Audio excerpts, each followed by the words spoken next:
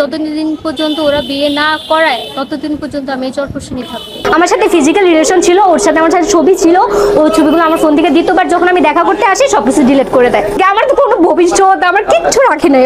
ও ভোলা থেকে চরপশুনি পর্যন্ত আনছে, আমার মান ইজ্জতগুলো নষ্ট করছে আমাকে। ওর মা, ওর বাবা মা যেভাবে, ওর মা যেভাবে মারছে, মানুষকে দিয়ে যেভাবে কথা বলছে নোংরা, উনি ওনার ছেলেকে এখন আইন না আমি বিয়ে করতে চাই। আমার শেষ ফাইনাল কথা, ওনার ছেলে যেহেতু এত কাহিনী করেছে না, ওনারা শুদ্ধা, তাহলে আমি শেষ পর্যন্ত ওনাকে বিয়ে করতে চাই।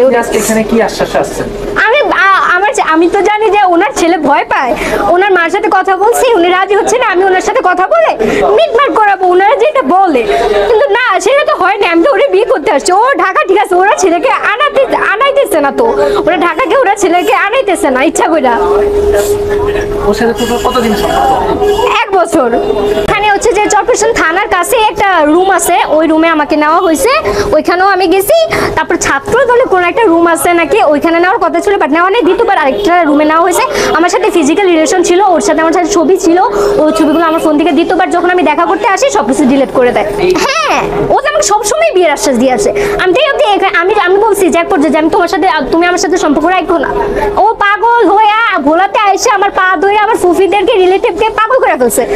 আমার আম্মুকে শেষ পর্যন্ত বিয়ের কথাও বলছে, কিন্তু ওর ফ্যামিলিতে এসে আমাকে উল্টা মারধর করে এখানে অব্দি পাঠিয়েছে।